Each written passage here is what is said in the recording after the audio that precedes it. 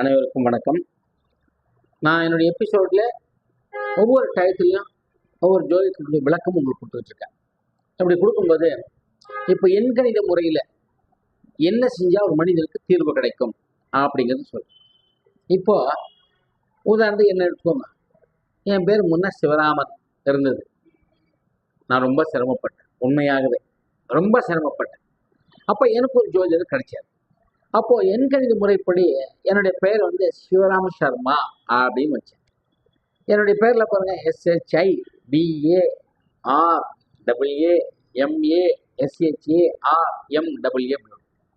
அப்போ ஒருத்தர் கேட்டாரு, சார் இதுக்கு எல்லாம் நீங்களே எடுத்துனாங்க, என்ன சார் பண்றது? இது வந்து நக்கல். அதான் வந்து என்னன்னா என்ன ஒரு இன்சல்ட் பண்ற மாதிரி பல அவமானங்களை தாண்டி தான் இந்த இடத்துல நம்ம பண்றோம். அதுக்காக வளர்ச்சி அப்படிங்கிறது நமக்கு என்ன கிடைக்கணுமோ, இப்போ ஒரு உதாரணத்துக்கு இந்த எண்கணித முறைப்படி ஒரு சின்ன விளக்கம். நீங்க வந்து ஒரு பணக்கார வீட்டில் பிறகுறீங்க, சாப்பாடு கஷ்டம் இருக்குமா? இருக்காது. சரி, ஏழை வீட்டில் ஒருத்தர் ஏழை பிறகுறான், அவன் விரும்பி சாப்பிட முடியுமா? முடியாது. ஆனா ஒரு விஷயம் எல்லாம் தெரிஞ்சுக்கல, பணக்காரன் பட்னி படக்கூடிய சூழ்நிலை ஏற்படும். எப்படி? வெளியூர் போயிடலாம், கையில காசு இருக்கும், சாப்பிட முடியாம தவிப்பான். இதுவும் ஒரு வகை பட்னி தான். அப்போ அது நிர்ணயம் பண்றது யாரு? விதி. அப்போ அந்த விதியை வந்து எப்படி, அது என்ன பண்ண அந்த விதிக்கு பவர் கிடைக்கும். இப்போ டாக்டர் கிட்ட போறோம். டாக்டர் என்ன சொல்றாரு? நீங்க 3 வேளைக்கு இந்த மாத்திரை சாப்பிடுங்க, இந்த மருந்து குடிங்க, உணவு வந்து லைட்டா காரம் சரி, என்ன இன்ஸ்ட்ரக்ஷன்லாம் கொடுக்குறாரு. அது என்ன காரணம்னா, அந்த உணவும் மருந்தும் ஒன்று போல உங்களுக்கு காம்பினேட்டா அது வந்து ஆக்டிவேஷன் ஆகும்போது எலும்புகளுக்கும் நரம்புகளுக்கும் புத்துணர்ச்சி வரும், ஓய்வு கிடைக்கும், பழைய மாதிரி நீங்கள் எழுந்து நடமாடலாம் அப்படிங்கிறது அவருடைய கான்செப்ட். அவர் படிச்சது செஞ்சது சொல்றாரு. நம்ம கேட்கணுமா இல்லையா? அதே மாதிரி தான் ஒரு ஜோதிடர் உங்கள் ஜாதகத்தை பாருங்க, நியூமராலஜி வைஸ் எடுக்கும்போது உங்களுக்கு விதியன் என்ன, தேதி மாதம் வருஷம் 3த்தையும் கூட்டி வர்றதுதான் விதியன். இதை பல தடவை சொல்லிட்டேன். அந்த விதியனுக்கு உண்டான பவர் என்ன கிடைக்கணும்? கடைசியில உங்களுக்கு அரசாங்க உத்தியோகம் கிடைக்காதுன்னா கிடைக்காது தான். அது எப்படி நான் வந்து இன்செர்ட் பண்ண முடியும்? அதை தெரிஞ்சுக்கலாம். சரி, ஒருத்தருக்கு அரசாங்க வேலை கிடைக்கும், என்ன பண்ண கிடைக்கும்? அப்போ அந்த லெட்டர்ஸ் A to Z 26 எழுத்துக்கு 26 வேல்யூ இருக்கு. அந்த லெட்டர்ஸ் வேல்யூ போடணும். இப்போ A அப்படிங்கக்கூடியது நம்பர் 1 சூரியனியாதிக்கம். அப்போ அந்த எழுத்து எங்க வரணும்? எதோட காம்ப்ரமைஸ் ஆனா உங்களுடைய வளர்ச்சி நடக்கும். எந்த எண்ணோட எந்த எண் வந்தா உங்களுக்கு வீழ்ச்சி அடையும் அப்படிங்கக்கூடிய ஒரு ஃபார்முலா நியூமரலைசேஷன். எப்படின்னா, இப்போ எஸ் பக்கத்துல எஸ் வந்து வேல்யூ வந்து 3, ஹெச் வந்து 5, குரு புதன் அதுவும் கிரகங்களோட சம்மந்தப்பட்டதுதான் நியூமராலஜி. அது புதுசாக ஒன்றும் கண்டுபிடிக்கல, கிரகங்களோட சம்மந்தப்பட்டதுதான். இந்த எஸ் ஹெச் அப்படிங்கிறது 3 5. இந்த 5ன்றது வந்து 3க்கு பகையன். அப்போ அந்த இடத்துல வரலாமா வேண்டாவா? அப்படி வரும்போது பக்கத்துல எந்த எண் போட்டா இந்த எச்சுக்கும் ஹெச்சுக்கும் உயர்வு நிலை கிடைக்கும் அப்படிங்கிறது ஒரு தெரியுது. அந்த கணிதத்தினுடைய அடிப்படையில் அந்த லெட்டர்ஸ் சேர்த்து உங்களுடைய வாழ்வை வளம் பெற செய்யலாம். அப்போ நீங்க சொல்லலாம், சார் எனக்கு விதி எனக்கு கரெக்டாக என் பெயர் மாற்றி கொடுத்தீங்கன்னா எனக்கு கிடைக்குமா, உயர்வு கிடைக்குமா? நிச்சயமா கிடைக்கும். எப்படி கிடைக்கும் அப்படின்னு சொன்னாக்கா, நிறைய பேர் பார்த்துருப்பீங்க. அதாவது நம்ம எப்பவுமே ஒரு உதாரணத்தை நம்ம யார் எடுக்கிறோம்? நல்ல வளர்ச்சி அடைஞ்சவங்க தான். என்கிட்ட பேர் மாற்றினா அந்த ரொம்ப கஷ்டப்பட்டு இருக்கான்னு சொல்ல முடியும், வர்றவனும் வர மாட்டான். உயர்வு அடைஞ்சவனை பார்த்தா நம்ம பேசுறோம், ஏன்னா அவர் அனுபவப்பட்டிருக்கலாம். படும்போது நம்ம பேர் தெரிய வரும். இப்போ நான் என்ன சொல்றேன்னாக்கா, பெயர் மாற்றிட்டேன், இன்னும் என்ன வருவேனா அப்படின்னு சொல்லிட்டு அந்த டென்ஷனோட என்ன அணுகாதீங்க. உங்களுக்கு இங்கிலீஷ்ல சொல்லியிருக்காங்க, head writing decide by handwriting. உங்களுடைய தலையெழுத்து எதை பொறுத்து நிர்ணயிக்கப்படுது? உங்களுடைய கையெழுத்தை பொறுத்து. கையெழுத்து முத்து முத்தா எழுதுனா அதுதான் வளர்ச்சின்னு சொல்லி தயவு செய்து நினைக்காதீங்க. Head writing decide by handwriting அப்படின்னு சொன்னா உங்களுடைய விதியன் என்னவோ அதுக்கு நட்புக்காரகனாக உங்களுடைய பெயர்னு அமையும். அப்படி அமையும் போது நிச்சயமாக அதில் வளர்ச்சி இருக்கும், வீழ்ச்சின்றதே இருக்காது. ஒன்று எப்படி வளர்ச்சி இருக்கும் அப்படின்னு சொன்னா, இப்போ ஒரு நபர் சாப்பாட்டுக்காக கஷ்டப்படுறாரு, அவருக்கு அந்த உணவு நல்லபடியாக கிடைக்கும், அது ஒரு வகையான வளர்ச்சி தாங்க. ஏன்னா வளர்ச்சினாக்கா உடனே 4 பில்டிங் வாங்கணும், கோடி சொல்லணும், அதெல்லாம் வளர்ச்சி. நம்ம என்ன ஸ்டேஜ் இருக்கோம் அதுதான் சொல்றது. ஒவ்வொருத்தருக்கும் வந்த பாதையை திரும்பி பாருங்க. போகக்கூடிய பாதை எளிமையாகவும் சந்தோஷமாகவும் அமையும். இதுதான் என்னுடைய கான்செப்ட், வேற ஒண்ணுமே கிடையாது.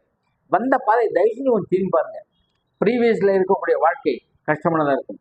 ஜோசியை சந்திச்சுட்டு வளர்ச்சி அடைகிறீங்கன்னா எஸ்ன்னு சொல்லுங்க. ஒரு நபர் என்கிட்ட, நான் வந்து இது 1-2 இல்லை, நான் நியர் அபவுட் 35-40 இயர்ஸ் பார்த்துக்கிட்டு இருக்கேன். நல்லது நடந்த உடனே அவங்க என்ன நினைச்சுக்கிறாங்க, இந்த ஜோசியர்கிட்ட போய் உண்மையை சொல்லிட்டா மீண்டும் நம்மளுடைய வளர்ச்சி தடைபடுமோ, அதனால இருக்கும்போது என்னென்ன இருக்கோ நமக்கெல்லாம் வாங்கிடலாம். அந்த கருத்து வேண்டாம் சாமி. உங்களுக்கு எது இல்லையோ அதை என்னால் கொடுக்க முடியாது. தயவு செய்து என்னுடன் பகிருங்க. நிறைய நபர்கள் என்கிட்ட இந்த மாதிரி சொல்லாம நானா கண்டுபிடிச்சேன். அதாவது எப்படின்னா, ஒரு வீடு ஒரு ஆள் விற்கணும். இப்போ நான் கொண்டு வந்து உக்காந்து பேச முடியுமா? அதை ஒரு சங்கடமாகும் இல்லையா? அதனால தான் தவறுகள் நான் செய்யறதில்லைன்னு சொல்லிட்டேன். உதாரணங்களே நான் சொல்றேன், என்னுடைய அனுபவத்தில் ஆனது. நீங்க சப்போஸ் என்ன அணுகுமுறை பாட்டு அதை காமிச்சுதான் நான் வந்து நீங்க என் கிளையண்ட் ஆகணும் அப்படின்னு நான் எதிர்பார்க்க மாட்டேன். என் மேல் நம்பிக்கை, என் தொழில் மேல் நம்பிக்கை இருந்தால், உங்களுடைய விதி அதுக்கு வேலை செய்தால் நிச்சயமாக நீங்கள் உயர்வு பெறுவீர்கள். அவ்வளவுதான் என்னுடைய கான்செப்ட். அவ்வளவுதான். அந்த அம்மா வந்து என்ன சொன்னாங்க, எனக்கு நிறைய, அதாவது ஒரு சொந்த வீடு இருக்குது. அந்த வீடு குறைஞ்சபட்சம் ஒரு 60-70 லட்சத்துக்கு போகும். ஆனா கடன் 40 லட்சம் இருக்கு. இந்த கடன்காரன் டெய்லி வீட்டுக்கு வந்த உடனே அவங்க சொன்னாங்க, என்னால கடன் வச்சிருந்தாலும் நிம்மதியா முடியல. அப்ப என்னவா பண்றது, இந்த வீடு விற்கிற மாதிரி வேலை செஞ்சு கொடுங்க. அப்போ அவங்க கணவருடைய ஜாதகத்தை, கணவர் பேர்லாம் வீடு இருக்கு, அவருடைய கணவருடைய ஜாதகத்தை பார்த்து கொஞ்சம் கிளாரிஃபைட் மாடிஃபைட் பண்ணி பல விஷயங்களை செஞ்சு கொடுத்தாங்க. எஸ், வித்துட்டாங்க. இன்னைக்கு கடன் இல்லாத வாழ்க்கை, எளிமையா இருந்தாலும் வாழ்ந்தாங்க. இதுவும் ஒரு வகையான முன்னேற்றம் தான். அப்போ ஏன் சார் சொந்த வீடு போச்சு, அவன் கஷ்டப்படுறான் அப்படின்னு கேள்வி கேட்கக்கூடாது. அவருக்கு எது நெக்காப்துமான பிரச்சனை, கடன் தொல்லையால் நிறைய பேர் உயிர்மான் இருக்காங்க தற்கொலை பண்ணி, அவரு இதெல்லாம் மீண்டு வச்சாங்க. இதுவும் ஒரு வகையான வளர்ச்சி தான். தயவுசெய்து இதெல்லாம் மனசில் வச்சுக்கோங்க. என்னைக்குமே நான் சொல்லிட்டேன், வளர்ச்சியும் வீழ்ச்சியும் கடவுள் கொடுத்த ஒரு வரம். அதுல நம்ம ஒரு யாரும் பெருமனுஷன் கிடையாது, ஜோசியம் பெருமனுஷன் கிடையாது, பார்க்கறவனும் பெருமனுஷன் கிடையாது, எல்லாரும் சமம். அது ஒரு வழிகாட்டல் அவங்களுக்கு அனுப்புறேன். ரெண்டாவது வந்து சில பேர் சொல்லுவாங்க ஜெம்மாலஜி, அடுத்து அதுக்கு ஒரு செக்ஷன் இருக்கு. ஜெம்னா என்ன, ரத்தன கருத்தல். நீ மேஷ ராசியா, இதை போடு. மீன ராசியா, இதை போடுங்க. அது அல்ல. தேதி மாசம் வருஷம் மூணுத்தையும் கூட்டினா என்ன எண் வருதோ அதுக்குண்டான கல் எதுவோ அதை போடணும். அந்த கல் போடும்போது, கல் எங்கிருந்து கிடைக்குது, தனியார் நம்ம ஃபாரின்ல வாங்கிட்டு வரோம் இல்லை, பூமியில இருந்து கிடைக்குது. பூமியில கிடைக்கக்கூடிய கற்கள் வந்து அதாவது வந்து என்னென்ன விஷத்தன்மை வாய்ந்த, அந்த விஷத்தன்மை வாய்ந்த கற்களை பியூரிஃபை பண்ணணும், சுத்தம் பண்ணணும். தண்ணி போட்டு கழுவி சோப் போடுறதில்ல, சுத்தம். அதற்குண்டான முறைகளை கையாண்டு அதை சுத்திகரிப்பு செய்து அதை மோதிரத்தில் பதித்து அதற்குண்டான மந்திரங்களை எடுத்துக்கொண்டு அந்த அதிர்ஷ்ட கல்லுக்குண்டான வஸ்திரத்தை மேலே அணிந்து அதன் மேல் அந்த மோதிரத்தை வச்சு அதுக்குண்டான படையல் படைச்சு அந்த மந்திரங்கள் சொல்லி அர்ச்சனை செய்யும் போது அந்த கல்லுக்கு வந்து உயிர் பெறும். அந்த மாதிரியான கல்லு நீங்க கையில போடும்போது உங்களுக்கு டெஃபினட்டா சொல்ற நல்ல முன்னேற்றம் கிடைக்கும். எப்படின்னா, ஒரு அம்மா கிட்ட வந்தாங்க, வரும்போது அவங்க கையில வந்து ப்ளூ சஃபயர் போட்டிருந்தாங்க, அதாவது நீலக்கல். அது என்ன பண்ணுது, அந்த ப்ளூ சஃபயர் வந்து நம்மளுடைய ராசிப்படி, அந்த நம்மளுடைய தேதி மாசம் வருஷம் அந்த விதி எண் அதை படி அதை எகென்ஸ்டான ஒன்று. அம்மா இதை ஃபர்ஸ்ட் கழட்டுங்க. ஏன் சார், இது போட்டிருந்தா இந்நேரத்துக்கு எங்க உட்காந்துருக்கூடிய நேரத்துல உங்களுக்கு ஒன்றும் விபத்தை காலில் ஒரு ராடு வச்சிருக்கணும். இல்லை அப்படின்னு சொன்ன நடக்கலைன்னா கண்டிப்பாக விபத்து நடக்கும், பத்திரம் அப்படின்னு சொன்னேன். சார் ஆல்ரெடி ஆயிடுச்சு, ராடு தான் வச்சிருக்காங்க, நான் கழட்டிடுறேன்னு சொல்லிட்டு கழட்டிட்டேன். இது பயமுறுத்துறதுக்காக இல்லை, எச்சரிக்கைப்படுத்துறது. விபத்து நடந்துருச்சுன்னா கழட்டிடுங்க, இனிமேல் நடக்காது. விபத்து நடக்கலைன்னா நிச்சயமாக நடக்கும். இப்போ சமீபமாக நான் வந்து வெளியூர் ஒன்று போயிருந்தேன், கூப்பிட்டுருந்தாங்க. அவங்க வந்து சொன்னாங்க, சார் எனக்கு எந்த முன்னேற்றமும் இல்லை சார், நான் எல்லா ஜோதிலையும் பார்த்துட்டேன். அதெல்லாம் விட்டுருங்க சார், இப்போ உங்களுக்கு என் மூலமாக வரணும் தான் நீங்கள் என்ன கூப்பிட்டுருக்கீங்க. ரைட், வந்திருக்கேன். என்னுடைய கேல்குலேஷன் படி ஒரு நாய் அவருடைய வண்டிக்கு குறுக்கால வந்து விழுந்து இவர் கீழே வந்து கை காலம் உடச்சி நாய் ஓடி போயிருக்கணும். இது என்னுடைய கான்செப்ட். அப்படி நடந்தால்தான் அவர் சொல்லக்கூடிய ஜோதிடம் என் மூலமாக அவர் பரிகாரம் கிடைக்கும், இது சத்தியம். சொன்னேன், அவர் அந்த மாதிரி நாய் எதுவும் விழுகல சார், எனக்கு அந்த மாதிரி அடியால நடக்கல.